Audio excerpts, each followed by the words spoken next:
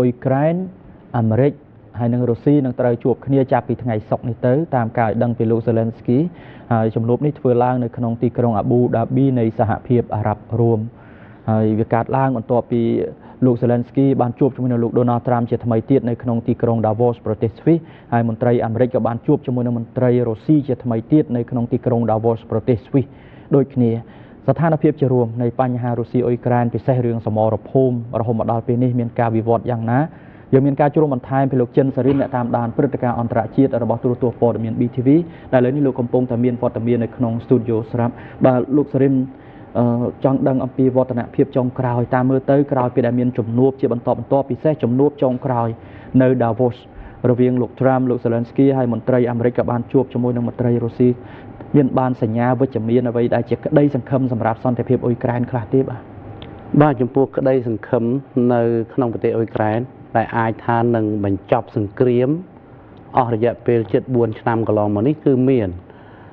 នដោយសារមានហេតុផលច្រើនណាស់ពីព្រោះមុននឹងបើកកិច្ចចរចាត្រីភាគីនៅអារ៉ាប់រួមនៅថ្ងៃសុក្រនេះនិងថ្ងៃសៅរ៍ស្អែកគឺភាគីពាក់ព័ន្ធជាពិសេសភាគីសហរដ្ឋអាមេរិកបានជួបជាមួយនឹងភាគីទាំងអស់ហើយជួបរវាងក្រុមការងារសហរដ្ឋអាមេរិកអ៊ុយក្រែននិងរុស្ស៊ីនៅទីក្រុង Davos ប្រទេសស្វីសផងជួបប្រធានាធិបតីរបស់ប្រទេសអ៊ុយក្រែនលោក Volodymyr Zelensky និងប្រធានាធិបតីរបស់សហរដ្ឋអាមេរិកលោក Donald Trump នៅទីក្រុង Davos ប្រទេសស្វីសផងហើយថែមទាំងប្រេសិតពិសេសរបស់សហរដ្ឋអាមេរិកទទួលបន្ទុកកិច្ចការនៅមជ្ឈមបូព៌ានិងអឺរ៉ុបគឺលោក Steve Witkoff និងលោក Jared Kushner ដែលជាកូនប្រសារសំណប់របស់លោក Donald Trump នោះក៏បានធ្វើដំណើរទៅទីក្រុងមូស្គូប្រទេសរុស្ស៊ីនិងបានជួបជាមួយលោក Vladimir Putin ប្រធានាធិបតីរបស់ប្រទេសរុស្ស៊ីរួចរាល់ហើយមុនពេលដែលធ្វើដំណើរទៅកាន់ទីក្រុង Abu Dhabi ប្រទេសអារ៉ាប់រួមដូច្នេះក្តីសង្ឃឹមនោះបើតាមការនិយាយត្រូវរើគ្នានោះគឺមិនត្រូវបានផ្សព្វផ្សាយជាសាធារណៈថាត្រូវយ៉ាងម៉េចទេប៉ុន្តែគ្រាន់តែគេមើលឃើញថាមុនពេលជួបចរចាត្រីភាគីនៅអារ៉ាប់រួមនេះគឺភាគីពាក់ព័ន្ធជួបគ្នាអស់ហើយទាំងលោក Trump និងលោក Zelensky ទាំងក្រុមការងារអាមេរិកហើយនិងរុស្ស៊ីអាមេរិកអ៊ុយក្រែនទាំងប្រេសិតពិសេសរបស់សហរដ្ឋអាមេរិកទៅជួបជាមួយនឹងលោក Vladimir Putin ប្រធានាធិបតីរបស់ប្រទេសរុស្ស៊ីទៅទៀតមុនពេលដែលភាគីទាំងពីរនឹងចាប់ទាំង3នឹងចាប់ផ្ដើមចរចាគ្នានៅអារ៉ាប់រួមនៅថ្ងៃនេះដូចនេះបើនិយាយពីក្តីសង្ឃឹមគឺប្រព័ន្ធផ្សព្វផ្សាយនានានៅសហភាពអឺរ៉ុបបានចុះផ្សាយផងរួមទាំងអ្នកជំនាញជាច្រើនបានលើកឡើងថាក្នុងកិច្ចចរចានៅថ្ងៃនេះនិងថ្ងៃស្អែកក្នុងដំណើរឈានឆ្ពោះទៅរកការបញ្ចប់សង្គ្រាមនៅក្នុងប្រទេសអ៊ុយក្រែននោះហាក់មានសង្ឃឹមច្រើនមានសង្ឃឹមនៅត្រង់ថាគេមើលអំពីទឹកមុខលោក Volodymyr Zelensky ប្រធានាធិបតីរបស់ប្រទេសអ៊ុយក្រែនក្នុងអំឡុងពេលដែលក្រោយពីលោកជួបជាមួយនឹងលោក Donald Trump ប្រធានាធិបតីអាមេរិកនោះលោក Zelensky ហាក់ដូចជាទទួលបន្ទុកឬក៏ទទួលសម្ពាធអ្វីមួយដែលទឹកមុខរបស់លោក Zelensky ហាក់មិនសូវស្រួលហើយមើលទៅលោកគឺហាក់ដូចជាពោពេញដោយក្តីកង្វល់ប៉ុន្តែលោក Zelensky មិនបានបញ្ជាក់ថាលោកខ្វល់រឿងអីទេប៉ុន្តែគេប៉ាន់ប្រមាណថាទំនងជាលោក Volodymyr Zelensky ប្រធានាធិបតីរបស់ប្រទេសអ៊ុយក្រែននឹងអាចទទួលរងសម្ពាធកាន់តែខ្លាំងពីសំណាក់លោក Donald Trump ប្រធានាធិបតីរបស់សហរដ្ឋអាមេរិកឲ្យបញ្ចប់សង្គ្រាមនៅក្នុងប្រទេសអ៊ុយក្រែនឲ្យបានឆាប់តាមការចង់បានរបស់លោក Donald Trump ពីព្រោះលោក Donald Trump ប្រធានាធិបតីសហរដ្ឋអាមេរិកនេះលោកបដិញ្ញាចិត្តតាំងពីលោកមិនទាន់ឡើងកាន់តំណែងជាប្រធានាធិបតីទី47របស់សហរដ្ឋអាមេរិក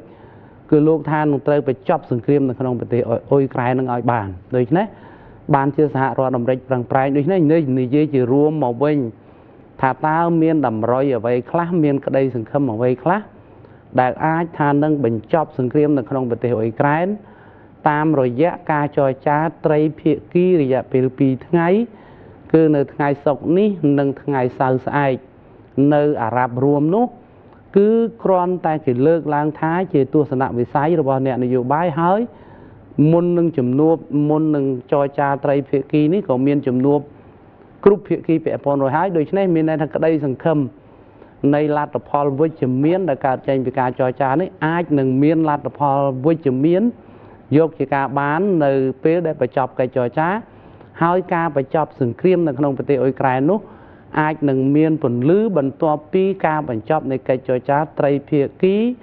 រុស្ស៊ីអាមេរិកអ៊ុយក្រែននៅអារ៉ាប់រួមរយៈពេល2ថ្ងៃនេះបាទ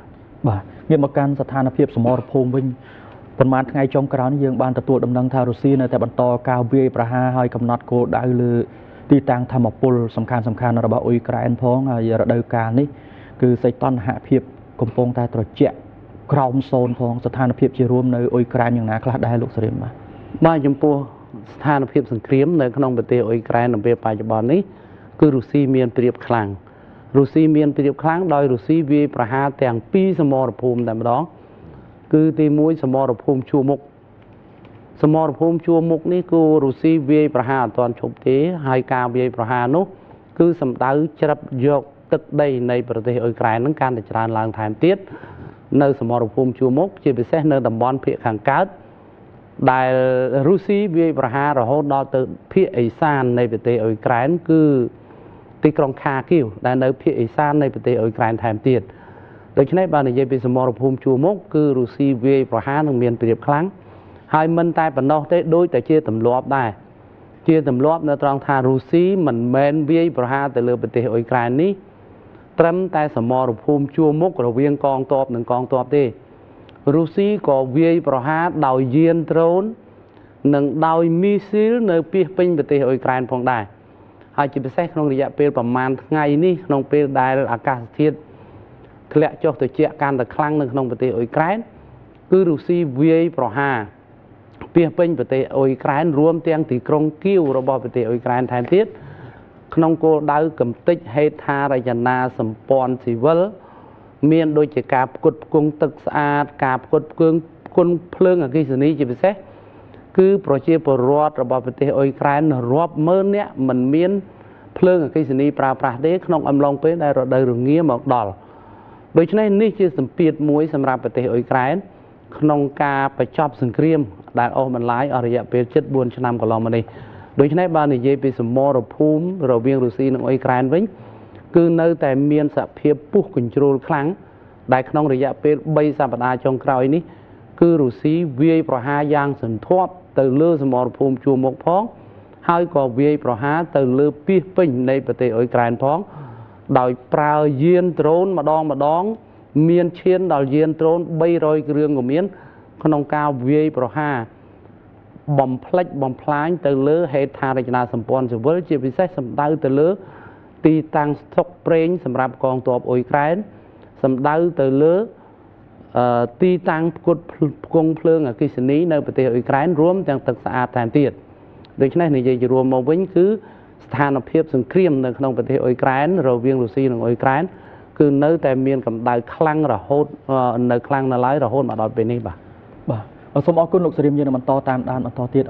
ពិសេសអំពីលទ្ធផលនៃជំនួបនៅក្នុងសហភាពអារ៉ាប់រួមនៅថ្ងៃសុក្រហើយនិងថ្ងៃសៅរ៍នេះរវាងអាមេរិកអ៊ុយក្រែនហើយនិងរុស្ស៊ីអរគុណជម្រាបលាអរគុណបាទងាកទៅកាន់ខាងភាគីរុស្ស៊ីឯនោះវិញលោក Vladimir Putin ឯកភាពលើជំហានបន្ទាប់ជាមួយនឹងសហរដ្ឋអាមេរិកប៉ុន្តែរុស្ស៊ីប្រមានថារឿងទឹកដីនៅតែជាបញ្ហាសំខាន់រុស្ស៊ីបានបញ្ជាក់ថាខ្លួននឹងធ្វើកិច្ចពិភាក្សាសន្តិភាពជាមួយអាមេរិកនិងអ៊ុយក្រែននៅទីក្រុងអាប៊ូដាប៊ីនៅថ្ងៃសុក្រទី23មករានេះប៉ុន្តែលោកបានប្រមានបន្ទាប់ពីកិច្ចប្រជុំពេលយប់ជ្រៅមួយរវាងលោកប្រធានាធិបតីរុស្ស៊ី Vladimir Putin និងបេសកជនអាមេរិក3រូបថាសន្តិភាពដ៏យូរអង្វែងនឹងមិនអាចទៅរួចនោះទេលុះត្រាតែបញ្ហាទឹកដីដែលជារឿងសំខាន់ត្រូវបានដោះស្រាយឲ្យរួចរាល់ជំនួយការវិមានក្រមឡាំងលោក Yuri Yusakov បានលើកឡើងពីការឯកភាពរបស់លោក Putin លើជំហានបន្ទាប់ដោយប្រាប់អ្នកសារព័ត៌មានថាកិច្ចពិភាក្សាដែលបានចាប់ផ្ដើមភ្លាមមុនម៉ោងពាក់កណ្ដាលអាធ្រាត្រនិងមានរយៈពេលប្រហែល4ម៉ោងនោះគឺមានសារៈសំខាន់ណាស់មានលក្ខណៈស្ថាបនានិងមានភាពស្មោះត្រង់តកតងនឹងជំនួបនៅអាប៊ូដាប៊ីមន្ត្រីវិមានក្រមឡាំងរូបនេះបាននិយាយថាឧត្តមនាវីឯករុស្ស៊ី Igor Kostyukov នឹងដឹកនាំក្រុមរបស់ទីក្រុងមូស្គូនៅក្នុងកិច្ចពិភាក្សាសន្តិសុខត្រីភាគីហើយប្រធានផ្នែកវិនិយោគលោក Kirill Dmitriev នឹងជួបដាច់ដោយឡែកលើបញ្ហាសេដ្ឋកិច្ចជាមួយលោក Steve Witkoff ប្រធានរបស់លោក Donald Trump ត ប៉ុន្តែខណៈដែលគូបញ្ជាក់ពីជំហានបន្ទាប់លោក Yusakov មិនបានលើកឡើងពីការទម្លាយភាពជាប់គាំងដ៏សំខាន់ណាមួយទេដោយគ្រាន់តែនិយាយថាលោកពូទីនបានគូបញ្ជាក់ថារុស្ស៊ីចាប់អារម្មណ៍ដោយស្មោះចំពោះដំណោះស្រាយការទូតទោះជាយ៉ាងនេះក្តីមន្ត្រីរុស្ស៊ីរូបនេះបានប្រមានថាមុនពេលរឿងនេះត្រូវបានសម្រេចរុស្ស៊ីនឹងនៅតែបន្តនៅគោលនយោបាយនៃប្រតិបត្តិការយោធាពិសេសរបស់ខ្លួនយ៉ាងជាប់លាប់គួរដឹងថាកិច្ចចរចាទាំងនេះគឺជាដំណាក់កាលចុងក្រោយបំផុតនៅក្នុងការជំរុញរបស់លោក Donald Trump ដើម្បីបញ្ចប់ចំនួនដ៏បង្ហូរឈាមបំផុតនៅអឺរ៉ុបចាប់តាំងពីសង្គ្រាមលោកលើកទី2មកមិនដែលមានដែលឥឡូវនេះកំពុងខិតជិតដល់ចុងបញ្ចប់នៃឆ្នាំទី4របស់ខ្លួនទៅហើយបញ្ហាវិវត្តរឿងសង្គ្រាមរុស្ស៊ីនិងអ៊ុយក្រែនដែលជាក់ស្ដែងសម្រាប់វត្តមានរបស់លោក Donald Trump ប្រធានាធិបតីសហរដ្ឋអាមេរិកនៅក្នុងទីក្រុង Davos ប្រទេស Swiss ជាទីដែលវេទិកាសេដ្ឋកិច្ចពិភពលោកបានកំពុងធ្វើឡើងហើយលោក Donald Trump ក៏បានថ្លែងទៅកាន់វេទិកានេះនៅថ្ងៃពុធម្សិលមិញនេះផងដែរនៅក្រៅពីជំនួបវេទិកាសេដ្ឋកិច្ចពិភពលោកនេះលោក Donald Trump ក៏បានមានជំនួបដោះស្រាយបញ្ហារុស្ស៊ីអ៊ុយក្រែនដោយឡែកពីគ្នាផងដែរក្នុងនោះទាំងមន្ត្រីរុស្ស៊ីក៏នៅទីនោះមន្ត្រីអ៊ុយក្រែនក៏ទៅទីនោះជាពិសេសលោក Zelensky ក៏បានទៅដល់ទីតាំងនោះផ្ទាល់ក្រោយមានជំនួបនៅក្នុងទីក្រុង Davos ប្រទេស Swiss នេះគឺលោក Zelensky បានបញ្ជាក់ថារុស្ស៊ីអ៊ុយក្រែននិងអាមេរិកនឹងមានជំនួបនៅក្នុងសហភាពអារ៉ាប់រួមនៅថ្ងៃនេះដើម្បីបន្តដោះស្រាយរឿងសន្តិភាពអ៊ុយក្រែនស្របពេលដែលសន្តិភាពមិនទាន់មានពន្លឺនេះគេបានមើលឃើញថារហូតមកដល់ពេលនេះរុស្ស៊ីនៅតែបង្កើនការវាយប្រហារយ៉ាងសន្ធាប់ជាពិសេសលើហេដ្ឋារចនាសម្ព័ន្ធថាមពលរបស់អ៊ុយក្រែន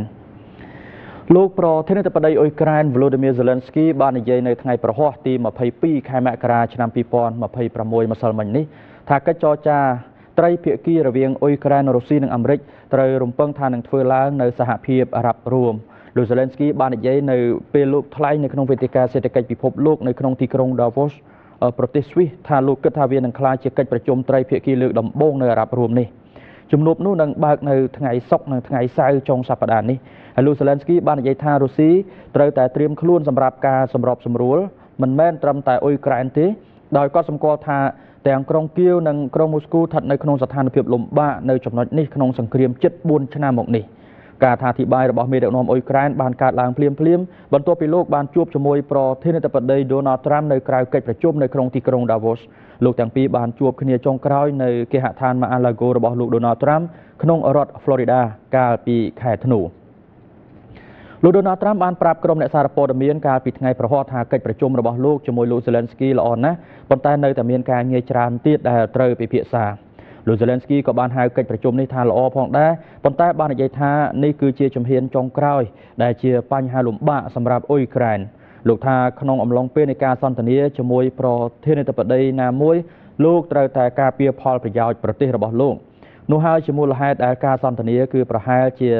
មិនសាមញ្ញទេប៉ុន្តែថ្ងៃនេះមានភាពវិជ្ជមានច្រើនក្រោយពីបានឆ្លងកាត់ការពិភាក្សានៅក្នុងទីក្រុង Davos ប្រទេស Swiss ជាមួយនឹងលោក Donald Trump លោក Volodymyr Zelensky ប្រធានាធិបតីរបស់អ៊ុយក្រែនបានលើកឡើងថានៅតែមិនទាន់មានភាពច្បាស់លាស់ទាក់ទងទៅនឹងបញ្ហាបូរណភាពទឹកដីប្រធានាធិបតី Zelensky របស់អ៊ុយក្រែនបាននិយាយនៅថ្ងៃប្រហ័សទី22ខែមករាឆ្នាំ2026ម្សិលមិញបន្ទាប់ពីបានពិភាក្សាជាមួយមេដឹកនាំអាមេរិក Donald Trump នៅក្នុងទីក្រុង Davos ប្រទេស Swiss ថាលក្ខខណ្ឌនៃការធានាបានសន្តិសុខសម្រាប់អ៊ុយក្រែនត្រូវបានបញ្ចប់ប៉ុន្តែបញ្ហាសំខាន់រឿងទឹកដីក្នុងសង្គ្រាមរបស់ខ្លួនជាមួយរុស្ស៊ីនៅតែមិនទាន់ត្រូវបានដោះស្រាយនៅឡើយទេក្នុងអ្វីដែលលោកបាននិយាយថាជាសញ្ញាវិជ្ជមាននៃវឌ្ឍនភាពក្នុងការចរចាសន្តិភាពយូរអង្វែងដើម្បីបញ្ចប់ជម្លោះរយៈពេល4ឆ្នាំលោក Zelensky បាននិយាយថាក្រុមអ្នកចរចាមកពីប្រទេសរុស្ស៊ីអ៊ុយក្រែននិងអាមេរិកនឹងបើកកិច្ចប្រជុំត្រីភាគីជាលើកដំបូងនៅក្នុងទីក្រុង Abu Dhabi នៅថ្ងៃសុក្រនេះហើយនៅថ្ងៃសៅរ៍ស្អែកលោកក៏បាននិយាយផងដែរថាកិច្ចព្រមព្រៀងមួយស្ទើរតែរួចរាល់លើការងើបឡើងវិញនៃសេដ្ឋកិច្ចបន្ទាប់ពីសង្គ្រាមជាមួយរុស្ស៊ីជាធាតុផ្សំសំខាន់នៃសំណើដែលគាំទ្រដោយទីក្រុងគៀវក្នុងការជំរុញផែនការសន្តិភាពរបស់សហរដ្ឋអាមេរិកដែលត្រូវបានគេមើលឃើញថាពេញចិត្តខ្លាំងចំពោះទីក្រុងមូស្គូលោក Zelensky និងលោក Donald Trump បានជួបគ្នា6ដងមកហើយចាប់តាំងពីលោក Trump បានត្រឡប់មកកាន់សេតវិមានវិញកាលពីឆ្នាំមុននិងបានផ្លាស់ប្ដូរគោលនយោបាយសហរដ្ឋអាមេរិកលើអ៊ុយក្រែនដោយមេដឹកនាំទាំងពីរបាននិយាយថាកិច្ចពិភាក្សាកាលពីថ្ងៃប្រហ័សមានភាពវិជ្ជមានលោក Trump បានប្រាប់អ្នកសារព័ត៌មានថាលោកគិតថាជំនួបជាមួយលោក Zelensky មានភាពល្អប្រសើរដោយលោកនិយាយថាបេសកជនអាមេរិកបានធ្វើដំណើរទៅកាន់ទីក្រុងមូស្គូកាលពីថ្ងៃប្រហ័សនៅពេលត្រូវបានសួរថាតើសាររបស់លោកសម្រាប់លោកពូទីនមានអ្វីខ្លះ លោកត្រាំបានឆ្លើយថាសង្គ្រាមត្រូវតែបញ្ចប់ Donald Trump បានប្រកាសពីក្រុមប្រឹក្សាសន្តិភាពរបស់លោកនិងបានប្រកាសអំពីផែនការតំបន់ហ្គាហ្សាថ្មីថែមទាំងបានកំណត់ខ្លួនលោកថាជាអ្នកបង្កើតសន្តិភាពសកលថែមទៀតផងប្រធានាធិបតីអាមេរិកលោក Donald Trump បានបង្ហាញក្រុមប្រឹក្សាសន្តិភាពថ្មីរបស់លោកនៅក្នុងទីក្រុង Davos ប្រទេសស្វីសនាថ្ងៃប្រហ័ស22មករាម្សិលមិញដោយកំណត់ខ្លួនឯងថាជាអ្នកបង្កើតសន្តិភាពសកលទោះបីជាមានការមន្ទិលសង្ស័យយ៉ាងទូលំទូលាយលើផែនការមួយក្នុងបំណងការតាក់តែងឡើងនៅសន្តិភាពធ្នាប់សកលឡើងវិញក៏ដោយមន្ត្រីរបស់លោក Trump បានបង្ហាញពីផែនការដ៏មហិច្ឆតារបស់សម្រាប់តំបន់ហ្គាហ្សាថ្មីក្នុងអំឡុងពិធីមួយនៅវេទិកាសេដ្ឋកិច្ចពិភពលោកដោយមេដឹកនាំអាមេរិកបានពណ៌នាអំពីដែនដីប៉ាឡេស្ទីនដែលត្រូវបានបំផ្លិចបំផ្លាញថាជាអចលនទ្រព្យល្អប្រសើរក្រុមប្រឹក្សានេះត្រូវបានបង្កើតឡើងបន្ទាប់ពីលោក Donald Trump បានសម្ដែងការខកចិត្តចំពោះការបរាជ័យក្នុងការមិនទទួលបានពានរង្វាន់ Nobel សន្តិភាពនិងបានបង្កើនការចោទប្រកាន់របស់លោកថាអង្គការសហប្រជាជាតិបរាជ័យក្នុងការដោះស្រាយជម្លោះអន្តរជាតិជាច្រើនលោក Trump បាននិយាយខណៈលោកបានចូលរួមនៅលើឆាកមួយជាមួយនឹងបណ្ដាមេដឹកនាំនិងមន្ត្រីមកពី19ប្រទេស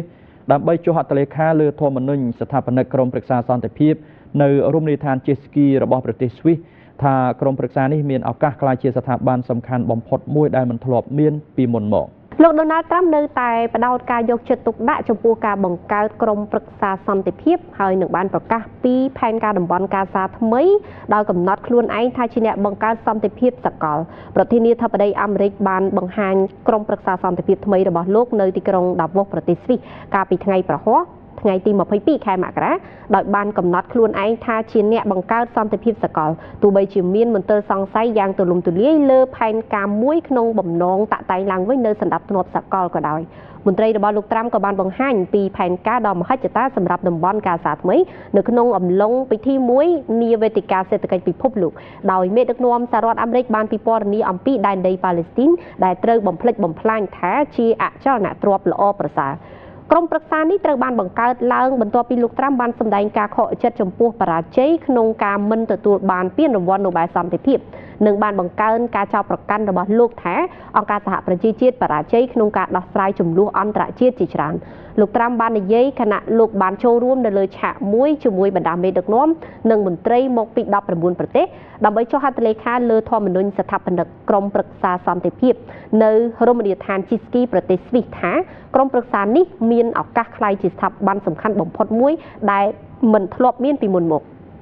ក្រុមប្រឹក្សាសន្តិភាពដែលលោកត្រាំជាប្រធានដំបូងឡើយត្រូវបានគ្រោងទុកដើម្បីត្រួតពិនិត្យបទឈប់បាញ់និងការកសាងឡើងវិញនៅតំបន់ហ្គាហ្សាបន្ទាប់ពីសង្គ្រាមរវាងក្រុមហាម៉ាស់និងអ៊ីស្រាអែលប៉ុន្តែគោលបំណងរបស់វាបានប្រែក្លាយទៅជាការដោះស្រាយជម្លោះអន្តរជាតិគ្រប់ប្រភេទដែលបង្កឲ្យមានការព្រួយបារម្ភថាប្រធានាធិបតីអាមេរិករូបនេះមានបំណងបង្កើតការប្រកួតប្រជែងជាមួយអង្គការសហប្រជាជាតិខ្ញុំមកកាន់ព័ត៌មានអំពីបញ្ហានៅក្នុងតំបន់ហ្គាហ្សាវិញទូរទស្សនិកជនមានរបាយការណ៍ដែលបានបង្ហាញឲ្យដឹងថាក្រុមសកម្មប្រយុទ្ធហាម៉ាស់នឹងរំសាយអាវុធរបស់ពួកគេ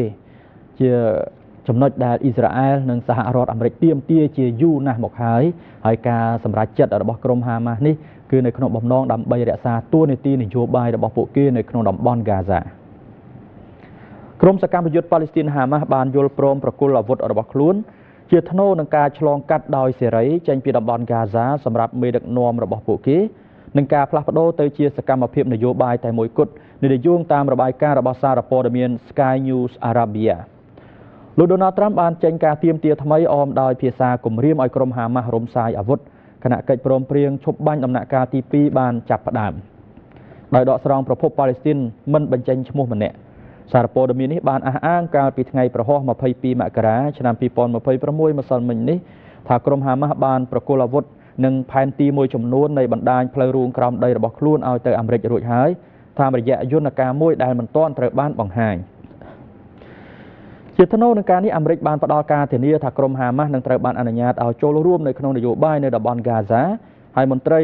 នគរបាលមួយចំនួនរបស់ខ្លួននឹងត្រូវបានអនុញ្ញាតឲ្យធ្វើការឲ្យរដ្ឋបាលថ្មីដរាបណាពួកគេឆ្លងកាត់ការត្រួតពិនិត្យសន្តិសុខអ៊ីស្រាអែលអាមេរិកប្រពន្ធបានអះអាងថាមេដឹកនាំរបស់ក្រុមហាម៉ាស់នឹងត្រូវបានអនុញ្ញាតឲ្យចាកចេញពីតំបន់ហ្គាហ្សាដោយអាមេរិកធានាពួកគេថាអ៊ីស្រាអែលនឹងមិនកំណត់គោលដៅពួកគេនៅប្រទេសណានោះទេនាពេលអនាគតទាំងក្រុមហាម៉ាស់និងអាមេរិកមិនបានអត្ថាធិប្បាយលើរបាយការណ៍នេះទេ អ៊ីស្រាអែលក៏មិនបានឆ្លើយតបដែរប៉ុន្តែប្រពន្ធនោះបានឲ្យដឹងថាអ៊ីស្រាអែលមានការសង្ស័យយ៉ាងខ្លាំងអំពីការយោគយល់មួយចំនួនជាពិសេសឃ្លាដែលអនុញ្ញាតឲ្យក្រុមហាម៉ាស់នៅតែមានសកម្មភាពនយោបាយនៅក្នុងតំបន់ហ្គាហ្សាពេញមួយសង្គ្រាមរយៈពេល2ឆ្នាំរបស់អ៊ីស្រាអែលលើតំបន់នោះនាយករដ្ឋមន្ត្រី Benjamin Netanyahu បានបដិញ្ញាម្ដងហើយម្ដងទៀតថានឹងកំទេចក្រុមហាម៉ាស់ចោលទាំងស្រុង